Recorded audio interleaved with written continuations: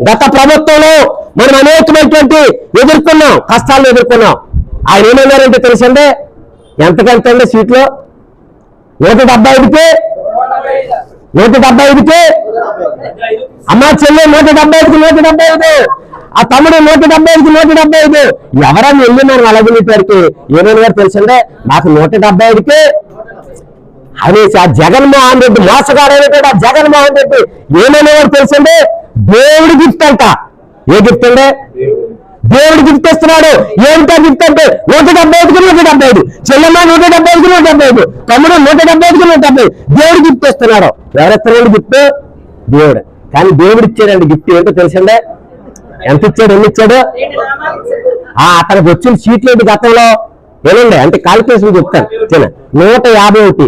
దేవుడు ఏమి ఇచ్చాడు తెలుసండి గిఫ్ట్? 5 తీసేశాడు. ఎంత మిగిలిందండి అన్నగారు? అంటే 11 మిగిలింది. అంటే దేవుడి గిఫ్ట్ అంటే 5 తీసేసాడండి, 11 మిగిలింది. ఎన్ని సీట్లు వచ్చింది? ప్రతిపక్ష హోదా కూడా లేనటువంటి భారతదేశంలో ఏదైనా ఒక పార్టీ ఉందంటే అది వైఎస్ఆర్సీపీ ప్రభుత్వం, జగన్ ప్రభుత్వమే. ఆలోచన చేయండి. అయితే ఒకసారి మనం ఆలోచన చేద్దాం. మళ్ళీ దేవుడి గిఫ్ట్ కూటమికి ఏమి ఇచ్చారు తెలుసండి? దేవుడి గిఫ్ట్ కూటమికి ఏమి ఇచ్చారు తెలుసు? ఎన్ని సీట్లు వచ్చింది తల్లి? 164 సీట్లు. 164 సీట్లు 1 + 6 + 4 ఈజీబెల్ట్ అంతా 11. అన్నగారు అంతేనా? అన్నగారు నేనేం చెప్తుంది అది ఆలోచన కరెక్ట్గా చేయాలి కాదు. మా బాబు గారు అన్నారు నేను చెప్పిన తర్వాత కాదు. ఎందుకంటే మనం ఆలోచన చెయ్యం. దేవుడు గిఫ్ట్ ఇస్తాడు అంటే దేవుడు ఏమి ఇస్తాడు తెలుసు? ఊరు గిఫ్ట్ ఇస్తాడు. ఏంటి ఇచ్చాడండి ఆ గిఫ్ట్ అంటే 151 ఉన్నటువంటి ఆ సీటుని 5 తీసేసి 11 ఇస్తే కూటమి ప్రభుత్వం గెలిచినటువంటి 164ని 1 + 6 + 4 ఈజీబెల్ట్ చేస్తే 11 వచ్చిందండి. అదేండి నిజమైనటువంటి దేవుని గిఫ్ట్. గిఫ్ట్ అంటే అదేండి. చూసారా?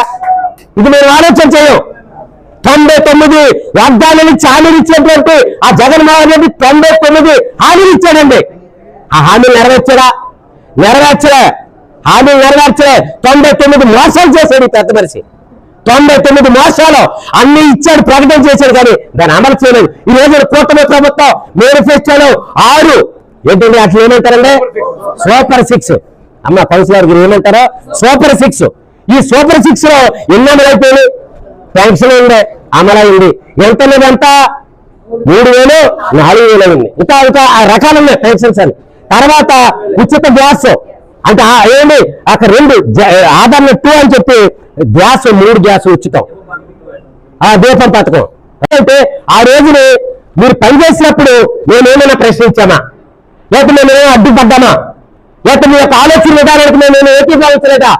ఈ రోజున మా వాళ్ళు కూటమి ప్రభుత్వ అధికారంలోకి వచ్చిన తర్వాత ఇక్కడ ఉన్నటువంటి పరిస్థితులు చూసి మన బాబు గారు అలాగే జనసేన ఎమ్మెల్యే గారు కోఆర్డినేషన్ చేసుకుని అభివృద్ధిని కొనసాగిస్తుంటే నువ్వు ఎక్కడో వచ్చే కుక్కలాగా మెరుగుతూ వెళ్ళిపోవటం ఎంతవరకు సమంజసమని ఈ సభాముఖంగా మేము ప్రశ్నిస్తున్నాం.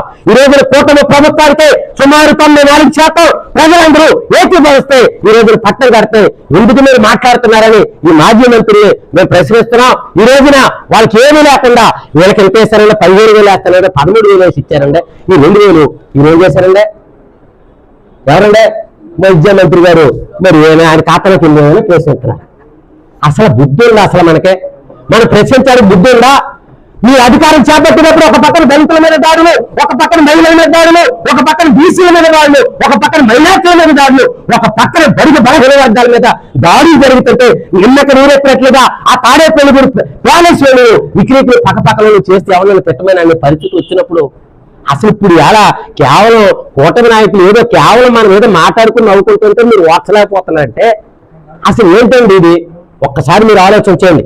ఈ ప్రభుత్వం మంచి ప్రభుత్వం, ఈ కూటమి ప్రభుత్వం మంచి ప్రభుత్వం.